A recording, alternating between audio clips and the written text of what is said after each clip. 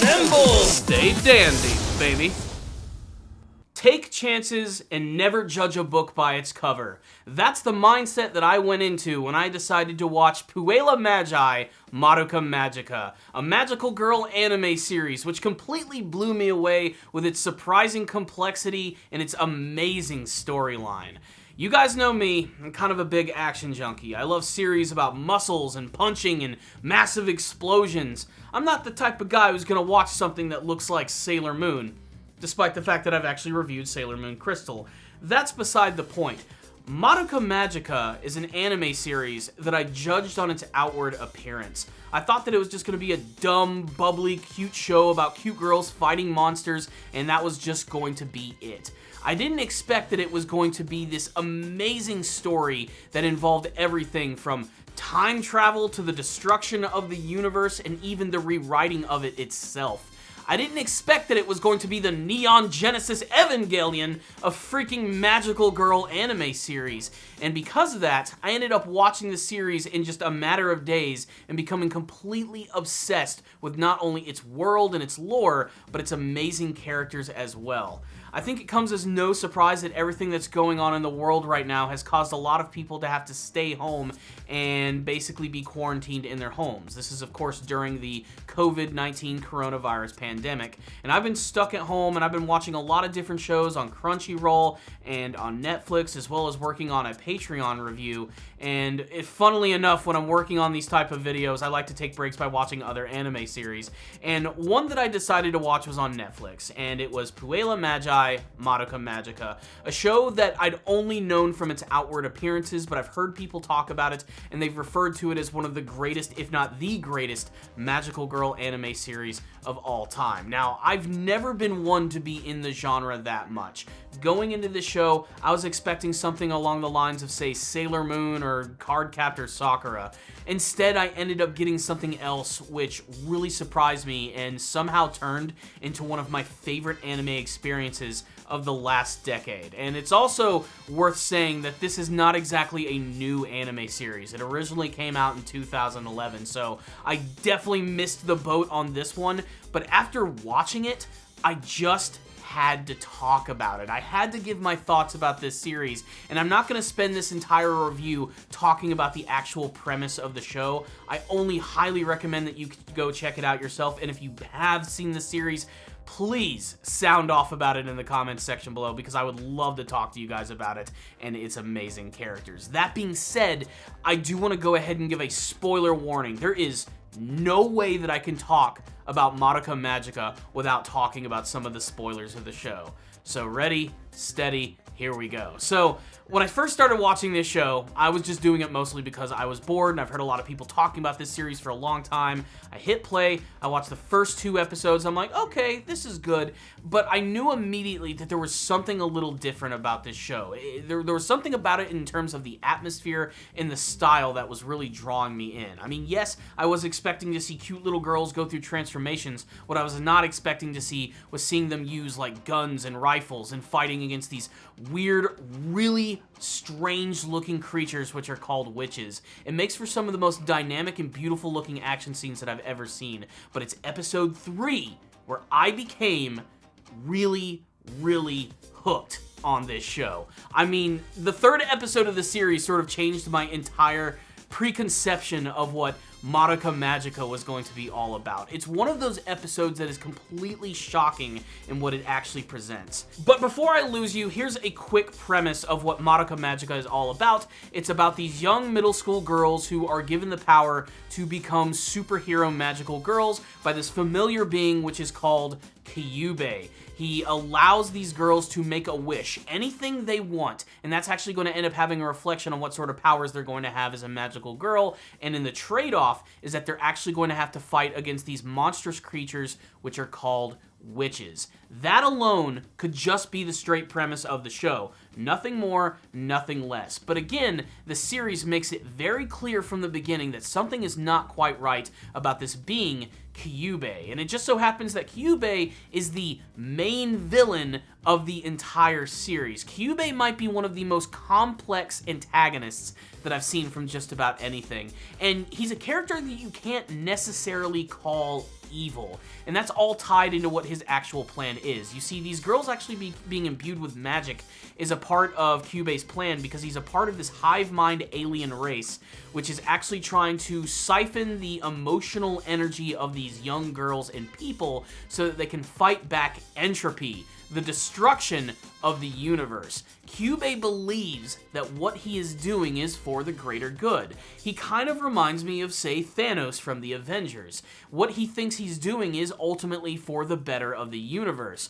But morally speaking, it's not exactly working out at all. And Kyubei is a very manipulative and interesting character because while he doesn't lie to these girls, he does keep a lot of information from them.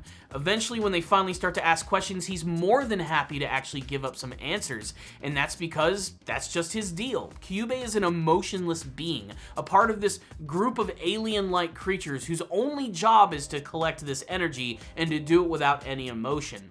Hilariously, and juxtaposed to all of that, these emotionless creatures have to actually take the power of emotion in order to stop the entire destruction of the universe. Ultimately, though, however, that is going to give us the big twist of the series, is that no matter what these magical girls do when they're fighting back against these witches and creatures, is that eventually they themselves will die and perish. That and the fact that when they actually do become these magical beings, they end up giving up their physical bodies. Actually, throughout the entire series, when they're empowered with all this magic, the form that you actually see is quite literally just a husk, a shell of who they were, and their soul has actually been placed in this little thing called a soul gem, and that's the only thing that's sort of like sustaining them and keeping them alive. And they have to fight these witches, otherwise their soul gem will become tainted, and eventually they themselves will also turn into witches. It's this really disturbing system created by this super cute being who also just happens to be one of the creepiest damn things. What makes Kyubei so horrifying is the fact that it doesn't have any emotion, that it never shows like any sort of like shocked face. It always just seems kind of constantly content and happy to be manipulating these girls. And ultimately, that's the backdrop of the entire series. Most of it does follow the main character of the series, Madoka Kaname, who is this cute little girl who throughout the course of the entire series is trying to be manipulated by Kyubei to become the next magical girl because she has so much potential. There's all these other side characters, including her friend Sayaka, another magical girl by the name of Kyoko, and then of course there's the real star of the series, none other than Homura. Homura might be one of the most amazing characters that I've ever seen, especially in the way that the series made me actually appreciate what her deal is, and like how at the beginning of the show I completely hated her, and how at the end I thought she was amazing. And that's because her entire story is sort of what brings everything together. Homura is a character who initially is seen as very mysterious. Her only purpose at the beginning of the series is simply to protect Madoka from becoming a magical girl for unknown reasons. It's not until the very end of the show that we get the big revelation that Homura is actually a time traveler and that she's been sort of reliving the events of the series over and over again to stop her friends from dying, to stop Madoka from becoming a magical girl, and to stop the destruction of this massive city from a very giant witch monster creature called Valpurgisnacht. It is insane, and the way that it's actually presented honestly isn't that overwhelming. This is a series which is able to tell its story over the course of 12 episodes, get increasingly complex as it goes on, and yet still never manages to overwhelm the viewer. That's really what makes the series so damn good. That and of course, its amazing characters, which are all just fleshed out in the best way possible. But like I said, it's episode 3, man. Episode 3 is where the series just completely, absolutely sold me, because Madoka and her friend Sayaka are introduced to this other magical girl who's sort of like prepping them to become the next magical girls of the series, showing them how amazing it is, what their powers can do, and how they're like superheroes who can save the world.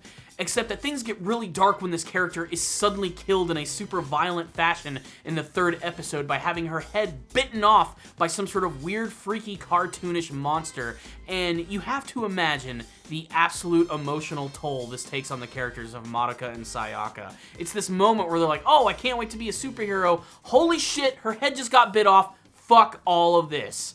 It is a really shocking and disturbing moment, to say the least, and it was that moment that made me realize that this is not going to be like Sailor Moon. This is not going to be Cardcaptor Sakura.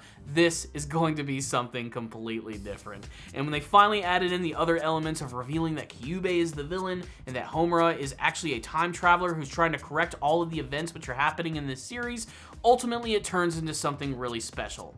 It also helps that this is a show that has a very distinctive style to it.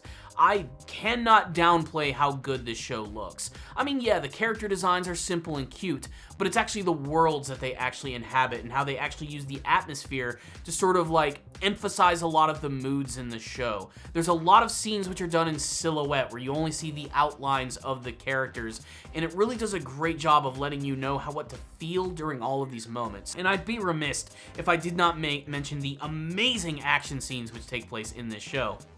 Most of the witches or monsters that these girls fight against are these strange, formless sort of regurgitations of artwork.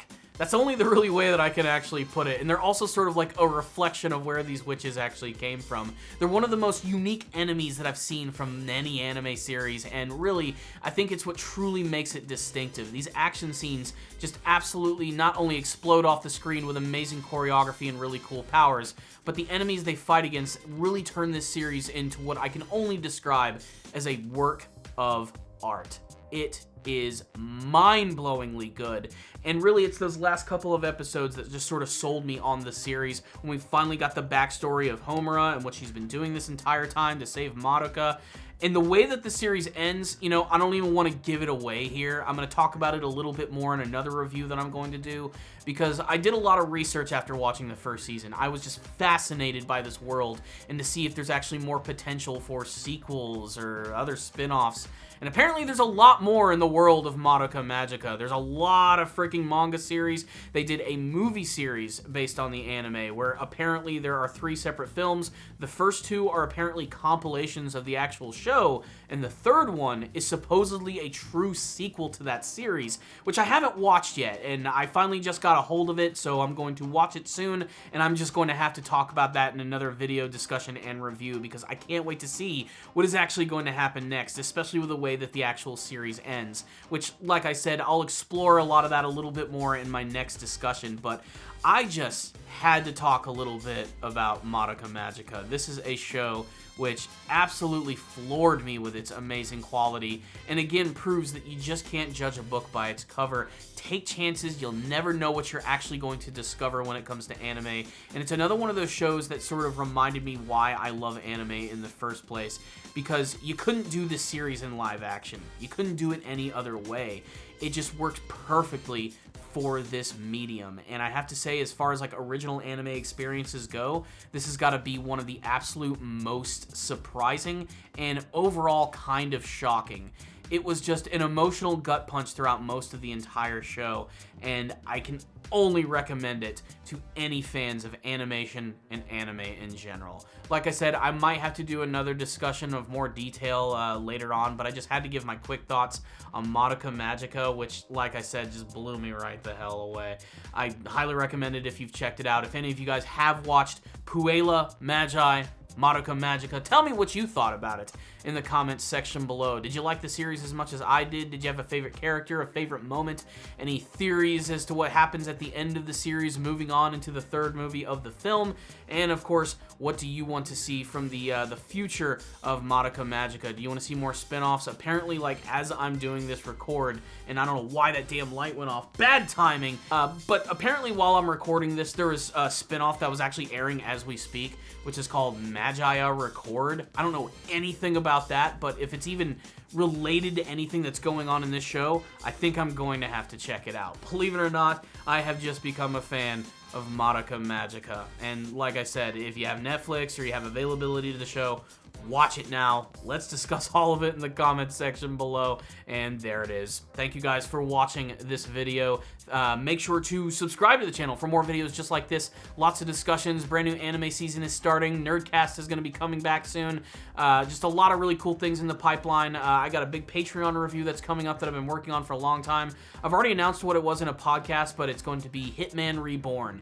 It was a Patreon requested review, and I'm working on it as we speak. I had to watch a large number of episodes, not the entire series, but I wanted to at least get through the first couple arcs of the series so that I can have a firm understanding of what it's all about, and boy, you want to hear my thoughts on this one. It is a ridiculous show, to say the least. Aside from that, I can't thank you guys enough for watching this review. I know that times right now are a little strange with all of us being stuck at home, and I hope this video gave you some form of entertainment and maybe a means to communicate and talk about this favorite stuff.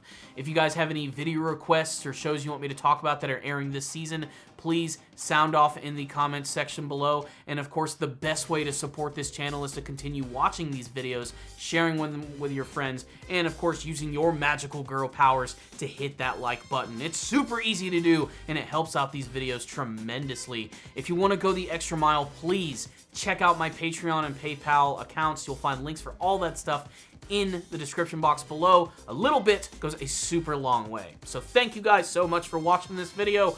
I'll see you all next time. And as always, stay dandy, baby.